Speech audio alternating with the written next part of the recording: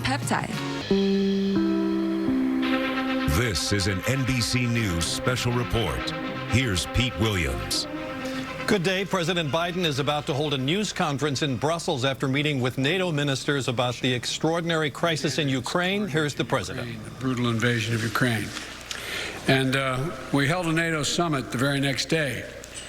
At that time, my overwhelming objective in wanting that summit was to have absolute unity on three key important issues among our NATO and European allies. First was to support Ukraine with military and humanitarian assistance. Second was to impose the most significant sanctions, economic sanction regime ever, in order to cripple Putin's economy and punish him for his actions. Third was to fortify the eastern flank of our NATO allies, who were obviously very, very concerned and somewhat worried what would happen. We accomplished all three of these, and today we're determined to sustain those efforts and to build on them. The United States is committed to provide over $2 billion in military equipment to Ukraine since I became president, anti-air systems, anti-armor systems, ammunition, and our weapons are flowing into Ukraine as I speak. And today I'm announcing the United States is prepared to commit more than $1 billion in humanitarian assistance to help get relief to millions of Ukrainians affected by the war in Ukraine. Many Ukrainian refugees will wish to stay in Europe, closer to their homes. But we also will welcome 100,000 Ukrainians to the United States with a focus on reuniting families. And we will invest $320 million to bolster democratic resilience and defend human rights in Ukraine and neighboring countries. We're also coordinating with the G7 and the European Union on food security as well as energy security. And I'll have more to say about that tomorrow. We're also announcing new sanctions of more than 400 individuals and entities in alignment with the European Union. More than 300 members of the Duma, oligarchs, and Russian defense companies that fuel the Russian war machine. In addition to the 100,000 U.S. forces now stationed in Europe to defend NATO territory, NATO established, as you already know, 4 new battle groups in Romania, Hungary, Bulgaria, and Slovakia to reinforce the Eastern Front. Putin was banking on NATO being split. My early conversation with him in December and early January was clear to me he didn't think we could sustain this cohesion. NATO has never been more united than it is today. Putin is getting exactly the opposite what he intended to have as a consequence of going into Ukraine. We've built that same unity with the European Union and with the leading democracies of the G7, So I want to thank you, and I'll be now happy to take your questions. Since there's so many people out there, been given a list. Now, how about Chris of the Associated Press? First question. Hi, thank you, Mr. President. So you've warned about the real threat of chemical weapons being used. Have you gathered specific intelligence that suggests that President Putin is deploying these weapons, moving them to position, or considering their use? And would the U.S. or NATO respond with military action if he did use chemical weapons? You know, on the first question, I can't answer that. I'm not going to give you intelligence data, number one. Number two, we would respond. We would respond if he uses it. The nature of the response would depend on the nature of the use. Josh of Bloomberg.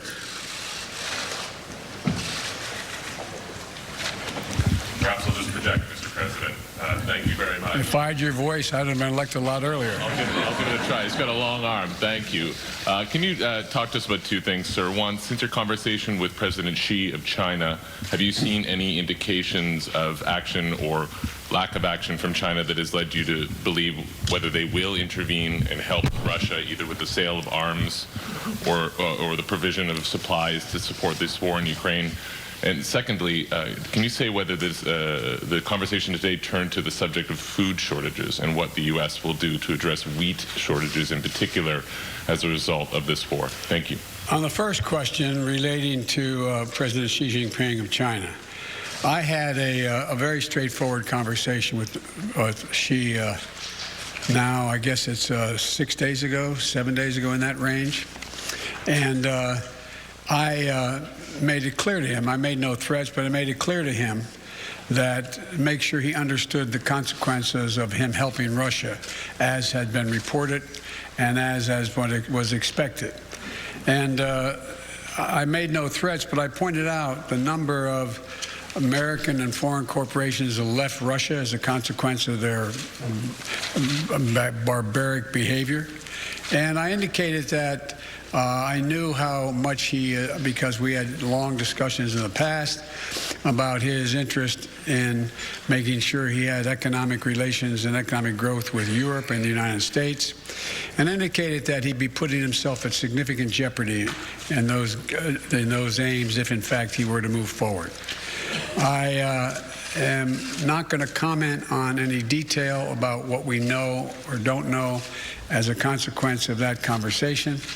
But tomorrow, is it tomorrow or next Monday that Ursula is having that conference with China?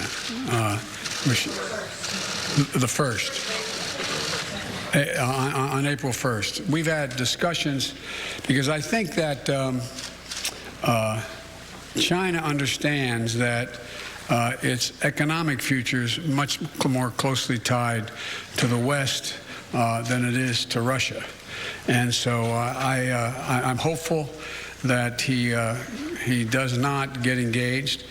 We also did discuss today that there's a need for us to set up, NATO to set up, and the EU to set up a system whereby we have an organization looking at who has violated any of the sanctions and where and when and how they violated them. And that's something we're going to put in train. It's not done yet.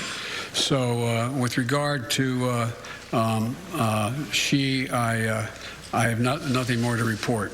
With regard to food shortage, yes, we did talk about food shortages. And it's going to be real. The price of these sanctions is not just imposed upon Russia. It's imposed upon an awful lot of countries as well, including European countries and our country as well. And because both Russia and Ukraine have been the breadbasket of Europe in terms of wheat, for example, just to give you one example.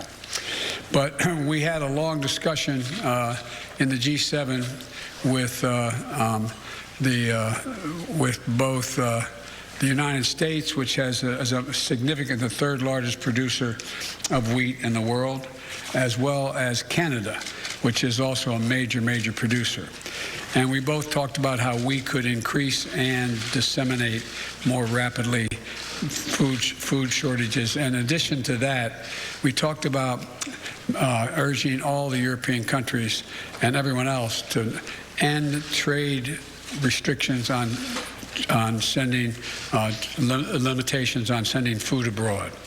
And so we are in the process of working out with our European friends what it would take to help alleviate the concerns relative to food shortages. We also talked about a significant major U.S. investment, among others, in terms of providing for the need for humanitarian assistance, including food, as we move forward.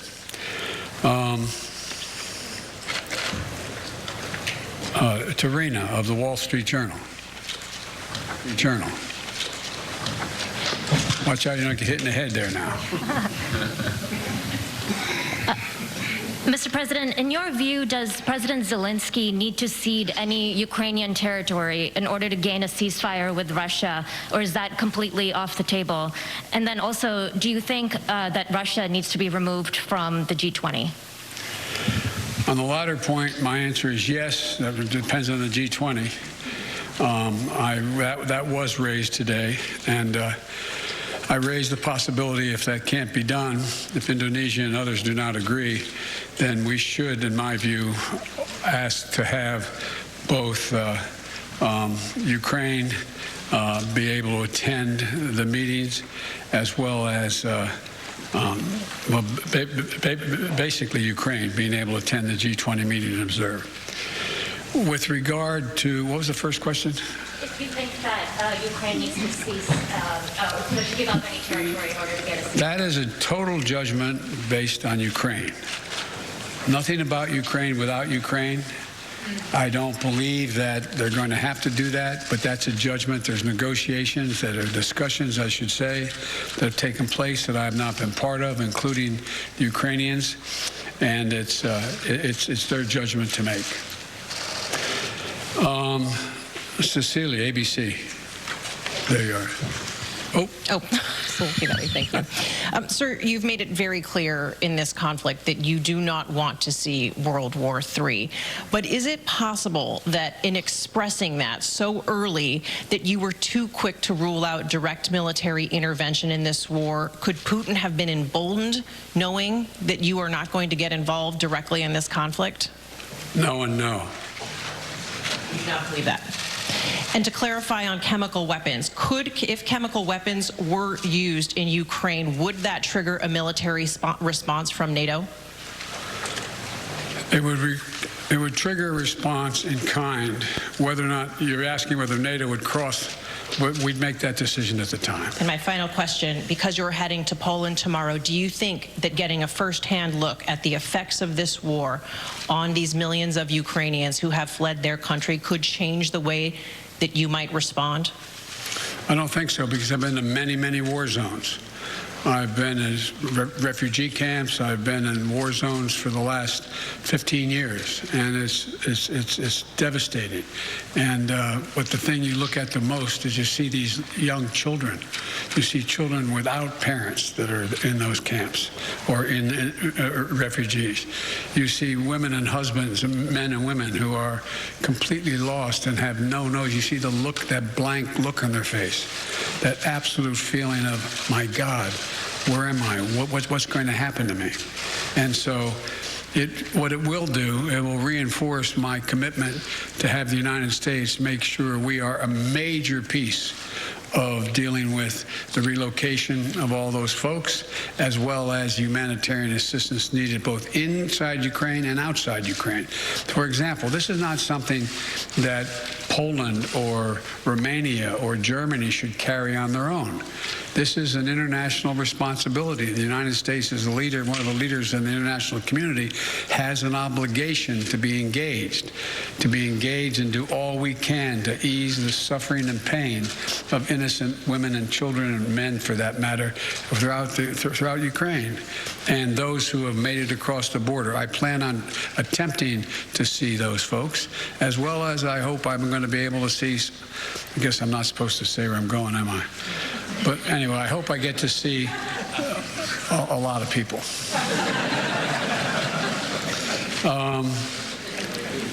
Marcus of Der Spiegel.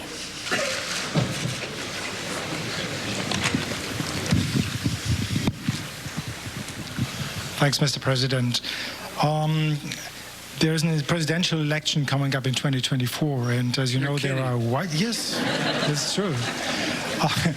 And there are widespread concerns in Europe that a figure like your predecessor, maybe even your predecessor himself, might get elected president again. Are there any steps, anything you're trying to do and NATO is trying to do here these days to prevent what you're trying to do becoming undone 2 years from now? Thank you. No, that's not how I think of this. I've been dealing with foreign policy for longer than anybody is involved in this process right now. I have no concerns about the impact. I made a commitment when I ran this time. I wasn't going to run again, and I mean that sincerely. I had no intention of running for president again. And until I saw those folks coming out of the fields in Virginia carrying torches and carrying Nazi banners and literally singing the same vile rhyme that they used in Germany in the early 20s, or 30s, I should say. And then when the gentleman you mentioned was asked what he thought, and a young woman was killed, a protester, and he was asked what he thought, he said, "They're very good people on both sides." And that's when I decided I wasn't going to be quiet any longer. And when I ran this time, and I think the American press, whether they look at me favorably or unfavorably, will acknowledge this, I made a determination. Nothing is worth, no election is worth my not doing exactly what I think is the right thing. Not a joke. I'm too long in the tooth to fool with this any longer. And so we're a long way off in elections, a long way off. My focus, if any election, is on making sure that we retain the House and the United States Senate so that I have the room to continue to do the things that I've been able to do in terms of grow the economy and deal in a rational way with American foreign policy and lead the world, be the leader of the free world. So, but it's not an illogical question for someone to ask. I say to people at home, imagine if we sat and watched the doors of the Bundestag broken down and police officers killed and hundreds of people storming in. Or imagine if we saw that happening in the British Parliament or whatever. How would we feel? And one of the things that I take some solace from is I don't think you'll find any European leader who thinks that I am not up to the job. And I mean that sincerely. It's not like, whoa, it's that. The point is that when the first G7 meeting I attended, like the one I did today, was in Great Britain. And I sat down and I said, America's back.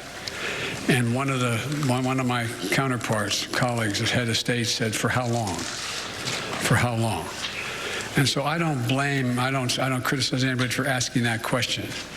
But the next election, I'd be very fortunate if I had that same man running against me. Thank you very, very much. Mr. President, was there something?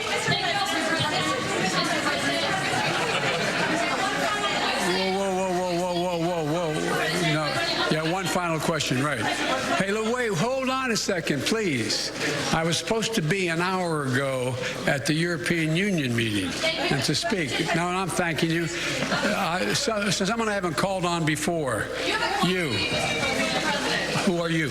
I'm Christina Rafiti from CBS. Thank you, sir. Okay. Sir, deterrence didn't work.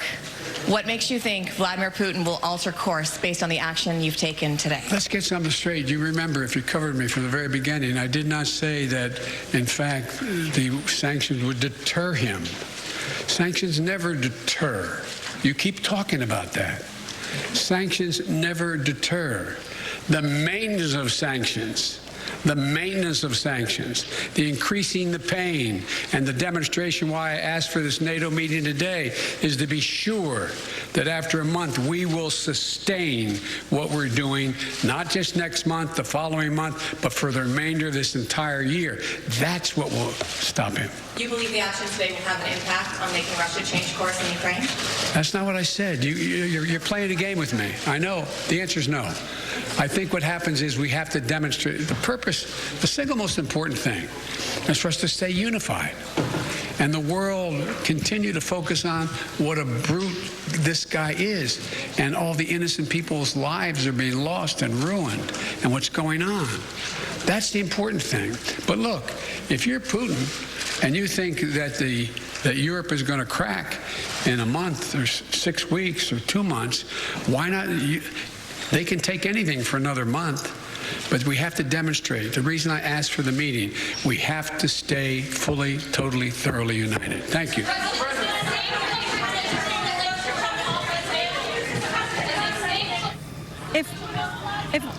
You've been listening to President Biden answering questions at the NATO headquarters in Brussels, where he's met with the other NATO leaders. Joining us now there is senior White House correspondent Kelly O'Donnell. Kelly says the president went there to make sure NATO is unified. Did he get the answer he wanted? Well, what's interesting, Pete, is the president just said that these sanctions and other measures they've taken were not about deterrence. And yet deterrence is a word we frequently hear from senior White House officials about the purpose of having financial constrictions on Russia. So that might just be semantics, but that is certainly a notable sort of idea from the president that he believes that a sustained unity from European and world leaders is the best hedge against Russia to to outlast Vladimir Putin. Another notable thing is the president says he believes that Russia should be expelled from the group of 20 nations, the G20. That's not something the U.S. can do on its own, and other nations, he named Indonesia as one that might object to that, but that would be further isolation on the world stage of Vladimir Putin. That is in sort of the niceties of global interaction and very far away from the gritty devastation that is on the ground in Ukraine right now. To that fact, the president talked about the $1 billion of humanitarian aid the United States is committing, opening the doors of our country to 100,000 Ukrainian refugees who may seek asylum and to resettle in the United States. Many want to be able to return to their own home in Ukraine if that's possible. Others, of course, have been absorbed into Europe, and the president may get a chance to see more of that on the next stop of this trip when he heads to Poland. A big question that he would not answer would be things like, have they determined whether chemical weapons have been used, or if Vladimir Putin has the capability or intention of doing that. That may be a question of intelligence that he wants to preserve. And so one of the real issues coming out of this emergency set of diplomatic meetings today, which will continue now that the president will return to his schedule, is, are these concrete steps that they're taking for a variety of sanctions, military aid, humanitarian aid, will they have a practical effect? Will they do anything to stop Vladimir Putin? That is a real question, and one that the president does not have an easy answer for. Volodymyr Zelensky, the president of Ukraine, had implored NATO earlier today in a video message to do more and to stand for peace and to give more help to Ukraine. And the world leaders are certainly sympathetic and compassionate toward Ukraine, but there are real questions about how much more they would be willing to do. They do not want direct conflict in a military sense with Russia. The president said if there were a chemical attack, leaders would decide at that time how they would respond. Pete? Well, Kelly, let's put that question to Chief Foreign Correspondent Richard Engel, who's in Kyiv. And Richard, today Zelensky asked for tanks, he asked for planes, he asked for rockets, he asked for air defense systems. It sounds like that's not exactly what he's getting out of this meeting. He keeps asking for weapons. He's asked for a no-fly zone. NATO is not saying specifically what it is giving. I think NATO is trying to protect its supply lines. And also, NATO doesn't want to publicly say no to the world's most popular president right now. But many NATO weapons are arriving here. We've seen them on the battlefield, the shoulder-launched missiles. But I think the big takeaway from what President Biden was just saying, and from these continued requests from President Zelensky for more weapons, is they are bracing for a long conflict here. Vladimir Putin launched this war a month ago today, and according to detainee reports, thought it would be over quickly, that it would be within 3 days, Russian troops would be raising the flag here in Kyiv, and they would topple the government. We're now a month in, and the government is asking for more weapons, and President Biden said that he's called this extraordinary summit of NATO allies so that they would keep the sanctions going through the end of the year. So I think the way people are going to hear that here is they better be in this for the long haul and anticipate that this is going to be a war that is not measured in days or months, but could be a lot longer than that. Richard, we've also seen reports that the Russians in some parts of Ukraine have basically been fought to a stalemate, and that could encourage Putin to use more elaborate measures to escalate the conflict. Is that a very real fear there? It is absolutely a real fear. It is something that President Zelensky, for the first time today, spelled out. And he spelled out in 2 addresses that he gave today, addressing Western leaders gathered there in Brussels, warning of the distinct possibility that Putin might try to escalate, might try to change the battle dynamic by using chemical weapons. And he's used chemical weapons in the past. The chemical weapons have been used in the forms of poisons to kill Russian opposition figures. And one of Putin's allies, Bashar al-Assad, directly supported by the Russian military, used chemical weapons.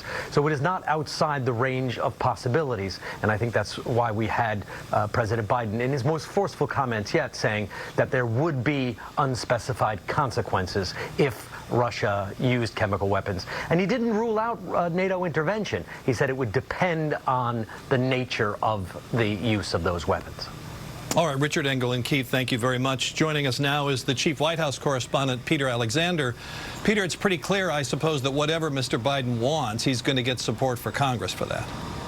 Yeah, I think that's right, as evidenced by the president with the support of Congress signing into law that expensive, that government spending bill that was just exorbitant, really, in the eyes of some who said it was too much, but in the eyes of this president, in the eyes of many members of Congress, it was exactly what needed to be done. Close to $14 billion that the president signed off on humanitarian and military aid. Much of that aid, about $3.5 billion of which would be headed over to Ukraine. And we've been hearing from military officials that much of that was already en route, if not already there. And while the president, Pete, as you know well, has been reluctant to help support the transfer of Polish, Russian, or Soviet-era fighter jets to Ukraine, and has said he opposes a no-fly zone, which the U.S. has said would be escalatory and ultimately would be a spark for what would be World War III. The president does believe that Ukraine has effectively been using the military resources it's been provided so far, those anti-tank weapons, the anti-aircraft missiles as well. And the U.S. has been working with some of its allies